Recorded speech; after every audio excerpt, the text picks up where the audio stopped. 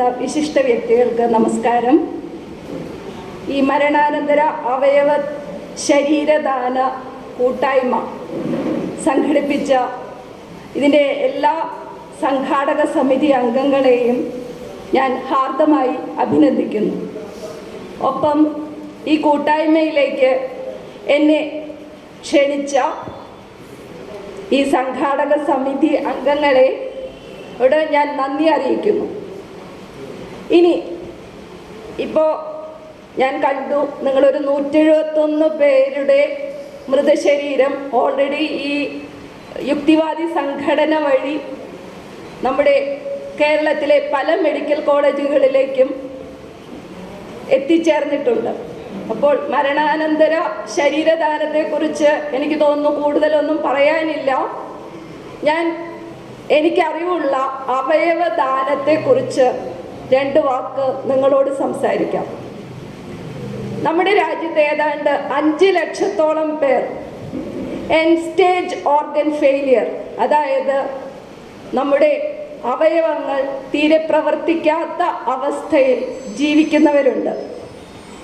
ഇതിനകത്ത് ഏകദേശം 2 ലക്ഷത്തോളം പേർ വൃക്ക രോഗികളും ഏകദേശം 50,000-ഓളം പേർ ഹൃദയം പ്രവർത്തിക്കാത്ത അവസ്ഥയിലുള്ളവരും 50,000-ഓളം ഏതാണ്ട് 60,000-ഓളം പേർ കരൾ രോഗത്തിന് അടിമപ്പെട്ടവരുമാണ്. അപ്പം ഇങ്ങനെയുള്ള ഒരു അവസ്ഥയിൽ നമ്മുടെ ഇവിടുത്തെ അവയവദാനം കാര്യക്ഷമമായി പ്രവർത്തിക്കുന്നുണ്ടോ? അതാണ് നമ്മൾ ചിന്തിക്കേണ്ടത്. നമ്മുടെ ആരോഗ്യമുള്ള ഒരു വ്യക്തിക്ക് അവയവങ്ങൾ ദാനം ചെയ്യാനുള്ളത് ആകെ 2 അവയവങ്ങൾ മാത്രമേ നമുക്ക് ദാനം ചെയ്യാൻ സാധിക്കുകയുള്ളൂ. ആരോഗ്യമുള്ള ഒരു വ്യക്തിക്ക് 2 വൃക്കകളുണ്ട്, അതിലൊരു വൃക്ക നമുക്ക് ഡൊണേറ്റ് ചെയ്യാം, അല്ലെങ്കിൽ കരളിൻ്റെ ഒരു ഭാഗം ഡൊണേറ്റ് ചെയ്യാം. കരളിൻ്റെ പ്രത്യേകത അതിന് റീജനറേറ്റീവ് കപ്പാസിറ്റി, അതായത് അത് മുറിച്ചു കഴിഞ്ഞാലും വീണ്ടും പൂർവ്വസ്ഥിതിയിലാകും എന്നുള്ളതാണ്. അതുകൊണ്ടാണ് കരൾ നമുക്ക് ദാനം ചെയ്യാൻ സാധിക്കുന്നത്. മറ്റുള്ള അവയവങ്ങൾ നോക്കുമ്പോൾ ഹൃദയം, ശ്വാസകോശം, പാൻക്രിയാസ്, കുടൽ, ഇങ്ങനെ പല കൈ ആംപ്യൂട്ടേറ്റ് ചെയ്ത ഒരു കൈ നഷ്ടപ്പെട്ട ആൾ, ഇവർക്കൊക്കെ അവയവങ്ങൾ ആവശ്യമുണ്ട്. ഇത് നമുക്ക് എവിടെ നിന്ന് ലഭിക്കും? അവിടെയാണ് മസ്തിഷ്ക മരണം സംഭവിച്ച രോഗി, അതായത് മരണാനന്തര അവയവദാനത്തിൻ്റെ പ്രസക്തി.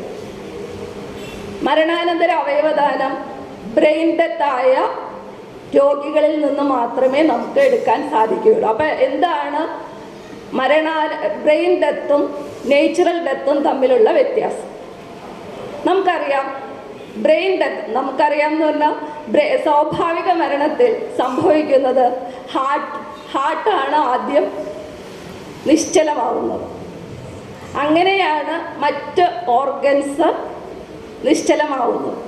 പക്ഷേ ബ്രെയിൻ ഡെത്തിൽ ആദ്യം സംഭവിക്കുന്നത് തലച്ചോറ് നിശ്ചലമാവും.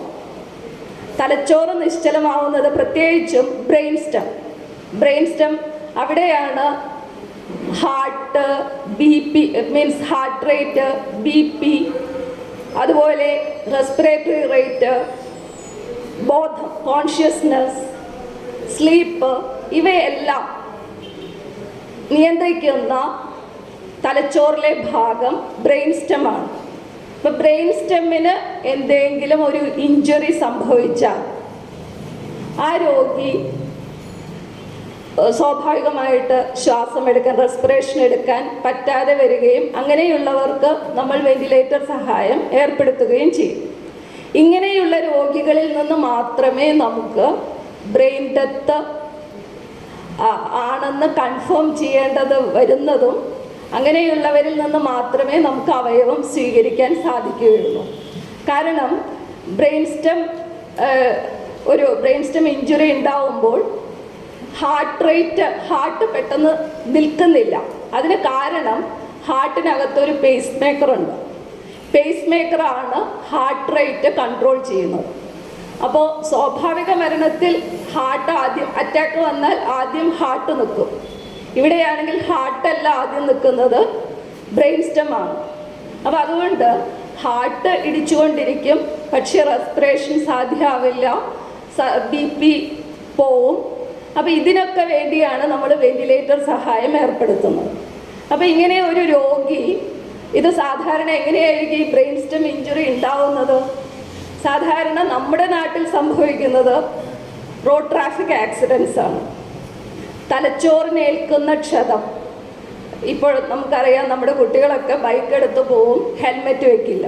അപ്പോൾ ഏറ്റവും കൂടുതൽ റോഡ് ട്രാഫിക് ആക്സിഡൻസ് ആണ് ഈ ബ്രെയിൻ സ്റ്റെം ഇഞ്ചുറിയുടെ പ്രധാന വില്ലൻ. ഹെൽമെറ്റ് വെക്കില്ല, പ്രോപ്പറായിട്ട് വെക്കില്ല, ഹെൽമെറ്റ് വെക്കും, സ്ട്രാപ്പ് ഇടില്ല, ഇതൊക്കെയാണ് നമ്മൾ കാണുന്നത്.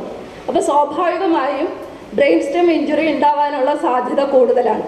രണ്ടാമത്തെ ഒരു കാരണം സ്ട്രോക്ക്, നമ്മൾ സാധാരണ പറയുന്ന മസ്തിഷ്കാഘാതം. അതിനകത്തും നമുക്ക് ബ്രെയിൻ സ്റ്റെം ഇഞ്ചുറി ഉണ്ടാവാം. ഇതൊക്കെയാണ് സാധാരണ കാരണങ്ങൾ. ഇങ്ങനെ ബ്രെയിൻ സ്റ്റെം ഇഞ്ചുറി ഉണ്ട് എന്ന് ഒരു ട്രീറ്റ് ചെയ്യുന്ന ഡോക്ടർക്ക് തോന്നുന്നുണ്ടെങ്കിൽ അങ്ങനെ പെട്ടെന്ന് തന്നെ നമുക്ക് ബ്രെയിൻ ഡെത്ത് എന്ന് ഡിക്ലെയർ ചെയ്യാൻ പറ്റില്ല. അതിന് നമ്മുടെ നാട്ടിലൊരു നിയമമുണ്ട്. ഒരു 4 പേരടങ്ങുന്ന ഒരു എംപാനൽഡ് ഡോക്ടേഴ്സാണ് ഇങ്ങനെ ബ്രെയിൻ ഡെത്ത് കൺഫേം ചെയ്യുന്നത്. ബ്രെയിൻ ഡെത്ത് കൺഫേം അങ്ങനെ ട്രീറ്റ് ചെയ്യുന്ന ഒരു ഡോക്ടർക്ക് അങ്ങനെ ഒരു സംശയമുണ്ടെങ്കിൽ അവരുടനെ തന്നെ ഓരോ ജില്ലയിലും എംപാനൽഡ് ഡോക്ടേഴ്സ് ഉണ്ട്. ഇങ്ങനെ ബ്രെയിൻ ഡെത്ത് ഡിക്ലെയർ ചെയ്യുന്ന ഒരു എംപാനൽഡ് ഡോക്ടേഴ്സ് ഉണ്ട്. അവരൊരു ഗ്രൂപ്പായിട്ട് 4 പേരടങ്ങിയ ഒരു ടീം നോക്കി പല ടെസ്റ്റുകൾ നടത്തിയാണ് ബ്രെയിൻ ഡെത്ത് ഡിക്ലെയർ ചെയ്യുന്നത്. അല്ലാതെ നമ്മളിപ്പോൾ സിനിമയിൽ കാണുന്ന പോലെ ഒരു കാറിടിച്ച് നേരെ കൊണ്ടുപോയി അവരിൽ നിന്ന് അവയവം എടുക്കാൻ നമ്മുടെ കേരളത്തിലെ നിയമം അനുവദിക്കുന്നില്ല. അപ്പോൾ ഇങ്ങനെ ബ്രെയിൻ ഡെത്ത് സംഭവിച്ചു കഴിഞ്ഞാൽ പിന്നെ അടുത്ത പരിപാടി കേസ് ഓട്ടോ. അതാണ് നമ്മുടെ നാട്ടിലെ ഈ ഓർഗൻ ടിഷ്യൂ ട്രാൻസ്പ്ലാന്റേഷൻ നിയന്ത്രിക്കുന്ന നമ്മുടെ organisation, Kerala state organ tissue transplant organisation അഥവാ കേസ് ഓട്ടോ. ഈ കേസ് ഓട്ടോയിൽ ട്രീറ്റ് ചെയ്യുന്ന empanelled doctors brain death declare ചെയ്തത് അറിയിച്ചാൽ അവിടെ നിന്നാണ് ബാക്കി ഓർഗൻസ് റിട്രീവ് ചെയ്യണോ എന്നുള്ളതെല്ലാം തീരുമാനിക്കുന്നത്. അങ്ങനെയാണ്. അങ്ങനെ ഓർഗൻസ് റിട്രീവ് ചെയ്യുകയാണെങ്കിൽ ഏതൊക്കെ ആശുപത്രികളിൽ ഏതൊക്കെ രോഗികൾക്ക് അതെത്തണം എന്നും തീരുമാനിക്കുന്നത് കേസ് ഓട്ടോയാണ്. അതിന് കാരണം എന്താണെന്ന് വെച്ചാൽ, നിങ്ങളിപ്പോൾ ഇവിടെ ഇരിക്കുമ്പോൾ തന്നെ നിങ്ങളിപ്പോൾ മൊബൈലിൽ കേസ് ഓട്ടോ എന്ന് ടൈപ്പ് ചെയ്ത് കഴിഞ്ഞാൽ അതിനകത്ത് വെബ്സൈറ്റ് വരും. ആ വെബ്സൈറ്റിൽ ഹോസ്പിറ്റൽ രജിസ്ട്രേഷൻ എന്ന ഒരു ഓപ്ഷൻ ഉണ്ട്. അതായത് ഒരു ഡയാലിസിസ് നടത്തുന്ന ഒരു രോഗി അല്ലെങ്കിൽ കരൾ രോഗം ഉള്ള ഒരു രോഗി ഏതെങ്കിലും ഒരു ഹോസ്പിറ്റലിൽ എത്തിയാൽ ഹോസ്പിറ്റൽ ഉടനെ തന്നെ ഈ കേസ് ഓട്ടോയിൽ ആ പേഷ്യൻറ്റിൻ്റെ പേര് എൻ്റർ ചെയ്യും, രജിസ്റ്റർ ചെയ്യും. അങ്ങനെ നമ്മുടെ നാട്ടിലെ എല്ലാ രോഗികളുടെയും ഇങ്ങനെ കൃത്യമായി ഹോസ്പിറ്റലിൽ പോകുന്ന രോഗികളുടെ എല്ലാ രജിസ്ട്രേഷനും കേസ് ഓട്ടോയിൽ അവൈലബിൾ ആണ്. അപ്പോൾ അത് വെച്ചാണ് ഏത് രോഗിക്ക് ഈ അവയവം കൈമാറണം എന്ന് തീരുമാനിക്കുന്നത് കേസ് ഓട്ടോയാണ്. അപ്പോൾ ഇങ്ങനെ ഇത്രയും നിയമങ്ങളൊക്കെ ഉണ്ടെങ്കിലും നമുക്കറിയാം പലപ്പോഴും മീഡിയ മാഫിയയാണ്, ബ്രെയിൻ ഡെത്ത് വെറുതെ ഉണ്ടാക്കുന്നതാണ്, വെറുതെ രോഗിയിൽ നിന്ന് ആ ഓർഗൻസ് റിട്രീവ് ചെയ്യാൻ വേണ്ടിയാണ് ഇങ്ങനെ ഒരു സംഭവം നടക്കുന്നത്. ഇങ്ങനെയൊക്കെ നിങ്ങളും പല പല മീഡിയ ന്യൂസുകൾ കണ്ടിട്ടുണ്ടാവും. പക്ഷേ എനിക്ക് തോന്നുന്നത് ഏറ്റവും കൂടുതൽ മാഫിയ പ്രവർത്തിക്കുന്നത് കിഡ്നി അല്ലെങ്കിൽ ലിവർ ട്രാൻസ്പ്ലാന്റേഷൻ മേഖലയിലാണ്. ബിക്കോസ് ലിവിങ് ഡോണേഴ്സാണ്. അപ്പോൾ ലിവിങ് ഡോണേഴ്സിൻ്റെ അവിടെയാണ് ഫുൾ മാഫിയ പ്രവർത്തിക്കുന്നത്. ഞാനിത് പറയാൻ കാരണം, ഞങ്ങൾ ഞാൻ തൃശ്ശൂർ മെഡിക്കൽ കോളേജിലെ 11th ബാച്ച് MBBS വിദ്യാർത്ഥിയാണ് ആയിരുന്നു. അപ്പം ഞങ്ങളുടെ ഒരു ബാച്ച് ഒരു സ്മൃതി ചാരിറ്റബിൾ ട്രസ്റ്റ് എന്ന് പറഞ്ഞ് ഒരു ഓർഗനൈസേഷൻ, ഒരു ചാരിറ്റി ട്രസ്റ്റ് ഉണ്ട്. ഈ ട്രസ്റ്റിൽ ഞങ്ങൾ സാധാരണ ഞങ്ങളുടെ രണ്ട് സുഹൃത്തുക്കൾ അകാലത്തിൽ ഞങ്ങളെ വിട്ടു പോയതുകൊണ്ടാണ് ഞങ്ങളൊരു ട്രസ്റ്റ് ഉണ്ടാക്കിയത്. ആ ട്രസ്റ്റിൽ ഞങ്ങൾ ചെയ്തത് ട്രാൻസ്പ്ലാന്റേഷനെ സഹായിക്കാൻ ഒരു ചെറിയ ഞങ്ങൾ തന്നെയാണ് ഞങ്ങൾ ഓരോ വർഷവും കുറച്ച് എമൗണ്ട് കളക്ട് ചെയ്യും. അത് വെച്ച് ഞങ്ങൾ കുറച്ച് രോഗികളെ സഹായിക്കും. അതിന് കാരണം ട്രാൻസ്പ്ലാന്റേഷൻ മേഖലയാണ് ഏറ്റവും കൂടുതൽ പേഷ്യൻസിന് ബുദ്ധിമുട്ട്, ഫൈനാൻഷ്യൽ ക്രൈസിസ് വരുന്ന ഒരു സ്ഥലം ട്രാൻസ്പ്ലാന്റേഷനാണ്. അതുകൊണ്ടാണ് ഞങ്ങൾ ആ ഒരു മേഖല തന്നെ തിരഞ്ഞെടുത്തത്. അപ്പോൾ ഒരു പേഷ്യൻ്റ് ഞങ്ങളെ സമീപിച്ചാൽ ഞങ്ങൾക്ക് ഞങ്ങളുടെ ഫ്രണ്ട്സ് ഉണ്ട്, പലരും യൂറോളജിസ്റ്റുകളുണ്ട്, പല ഈ കേരളത്തിലെ പല പ്രൈവറ്റ് ഇൻസ്റ്റിറ്റ്യൂഷൻസിലും വർക്ക് ചെയ്യുന്നവരാണ്. അവർ ഈ പേഷ്യൻ്റെ ഡീറ്റെയിൽസ് ട്രേസ് ചെയ്യും. അങ്ങനെ വെച്ച് ഈ പേഷ്യൻ്റ് ജെന്യുയിൻ ആണോ അല്ലയോ എന്ന് ഞങ്ങൾ അറിയാറുണ്ട്. അപ്പോൾ പലപ്പോഴും ഈ പേഷ്യൻസിനൊക്കെ ഭയങ്കര ബുദ്ധിമുട്ടാണ്. അപ്പോൾ കഴിഞ്ഞ ദിവസം ഞാനിപ്പോൾ അതിൻ്റെ ട്രഷററാണ്. അപ്പോൾ കഴിഞ്ഞ ദിവസം ഞാനിപ്പോൾ അതിനകത്തുനിന്ന് ഒരു പേഷ്യൻ്റ് ഇന്നലെ വന്ന് ഞാൻ 50,000 ചെക്ക് കൈമാറുമ്പോൾ അവർ പറഞ്ഞത് അവരുടെ ഹസ്ബൻഡിന് വേണ്ടിയാണ്, ഈ ലേഡിയാണ് ഡോണർ, പക്ഷേ ബ്ലഡ് ഗ്രൂപ്പ് സെയിം അല്ല. നിങ്ങളൊക്കെ കേട്ടിട്ടുണ്ടാവും ബ്ലഡ് ഗ്രൂപ്പ് സെയിം ആണെങ്കിലേ കിഡ്നി ട്രാൻസ്പ്ലാന്റേഷൻ നടക്കുള്ളൂ എന്ന്. അങ്ങനെയൊന്നുമല്ല, നമുക്ക് ബ്ലഡ് ഗ്രൂപ്പ് സെയിം അല്ലെങ്കിലും കിഡ്നി ട്രാൻസ്പ്ലാന്റേഷൻ നടത്താം. അത് നടത്തുന്നത് നമ്മുടെ ഇപ്പോൾ സർക്കാർ മേഖലയിൽ ഒരു മെഡിക്കൽ കോളേജിലും അതിനുള്ള ഫെസിലിറ്റി ഇല്ല. അപ്പോൾ ഇവരിപ്പോൾ പോയിരിക്കുന്നത് മേട്ര ഹോസ്പിറ്റൽ എന്ന് പറഞ്ഞ കാലിക്കറ്റാണ്. അപ്പോൾ ഇവർ പറയുന്നത് ഇവർ ഒരു ഡോണർ ഉണ്ടായിട്ട് പോലും അവരോട് പറഞ്ഞിരിക്കുന്നത് 8 lakhs ആണ്. അപ്പോൾ അവരൊരു ക്രൗഡ് ഫണ്ടിങ് നടത്തിയിട്ട് അവർക്ക് കിട്ടിയത് 1.5 ലക്ഷം. അപ്പോൾ ഒന്ന് നോക്കൂ, ഇതാണ് നമ്മുടെ നാട്ടിലെ അവസ്ഥ.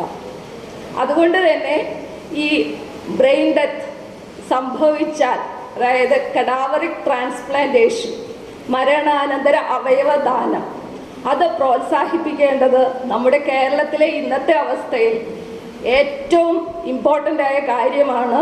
നിങ്ങളെല്ലാവരും കേസ് ഓട്ടോയിൽ പോയി organ donor, B N organ donor എന്നുള്ള ഒരു വിൻഡോ കാണും. അതിനകത്ത് നിങ്ങളെല്ലാവരും രജിസ്റ്റർ ചെയ്യുക. അങ്ങനെ ഈ മരണാനന്തര ശരീരദാനത്തോടൊപ്പം അവയവദാനവും നമുക്ക് പ്രോത്സാഹിപ്പിക്കാം. അടുത്തത് എൻ്റെ തന്നെ എൻ്റെ വകുപ്പിൻ്റെ മരണാനന്തര ശരീരദാനമാണ്. ഇവിടെ ഇരുന്ന എല്ലാ വ്യക്തികളും, മഹത് വ്യക്തികളും അതിനെക്കുറിച്ച് സുദീർഘമായി സംസാരിച്ചു. എനിക്കും പറയാനുള്ളത് ഒന്നേ ഉള്ളൂ. ഞങ്ങൾ പറയുമ്പോൾ ഞങ്ങളുടെ അനാട്ടമിയാണ് MBBSൻ്റെ അല്ലെങ്കിൽ വൈദ്യവിദ്യാഭ്യാസത്തിൻ്റെ ഭാഷ. അതാണ് നിങ്ങളുടെ അടുത്തൊക്കെ പലരും സ്കാൻ ചെയ്യുന്നുണ്ടാവും. സ്കാനിൽ എഴുതിയ വാക്കുകൾ എല്ലാം അനാട്ടമിയാണ്, എല്ലാം അനാട്ടമിയോട് ബന്ധപ്പെട്ടതാണ്. അപ്പോൾ വൈദ്യവിദ്യാഭ്യാസത്തിൻ്റെ ഭാഷ എന്ന് പറയുന്നത് അനാട്ടമിയാണ്. അപ്പോൾ നമ്മൾ ഭാഷ പഠിക്കുന്ന അമ്മയിൽ നിന്നാണ്. അപ്പോൾ നമ്മുടെ വൈദ്യവിദ്യാഭ്യാസത്തിൽ അമ്മയുടെ സ്ഥാനമാണ് അനാട്ടമിക്ക്. അങ്ങനെ നിങ്ങൾ ഓരോരുത്തരും അവിടെ നിങ്ങളുടെ ബോഡി ഡൊണേറ്റ് ചെയ്യുമ്പോൾ അവരാണ്, അങ്ങനെ ഡൊണേറ്റ് ചെയ്യുന്ന ആ ബോഡിയാണ് ഈ വിദ്യാർത്ഥികളെ ആദ്യം പഠിപ്പിക്കുന്നത്. Cadaver is our first teacher എന്നാണ് ഞങ്ങൾ കുട്ടികളോട് പറയുന്നത്. അതായത് അവർ ഒരു മനുഷ്യ ശരീരത്തെ പൂർണ്ണമായും മനസ്സിലാക്കുന്നത് ഞങ്ങളുടെ വാമൊഴിയിൽ നിന്നല്ല, പകരം ഈ ശരീരത്തിൽ നിന്നാണ്, മനുഷ്യ ശരീരത്തിൽ നിന്നാണ്. അങ്ങനെ ഒരു അവയവദാനം നടത്തി നമുക്കൊരു 8-10 രോഗികളെ സഹായിക്കാമെന്നുണ്ടെങ്കിൽ ഒരു ശരീരദാനം കൊണ്ട് എത്ര പേരെ സഹായിക്കാം? അവരൊരു ഡോക്ടറായി പുറത്തു വന്നാൽ എത്ര ലക്ഷം രോഗികൾക്ക് അത് സഹായകരമാകും. അതാണ് ശരീരദാനത്തിൻ്റെ പ്രസക്തി. അപ്പോൾ നിങ്ങൾ ഓരോരുത്തരും കാണിക്കുന്ന ഈ മാതൃക വളരെ വളരെ മാതൃകാപരമാണ്, അഭിനന്ദനീയമാണ്. എല്ലാവിധ ആശംസകളും. നന്ദി, നമസ്കാരം. എന്തെങ്കിലും സംശയം ഉണ്ടെങ്കിൽ ചോദിക്കാം, ഞാൻ പറഞ്ഞു തരാം. എന്നെക്കൊണ്ട് അറിയാവുന്നത് ഞാൻ പറഞ്ഞു തരാം. Thank you.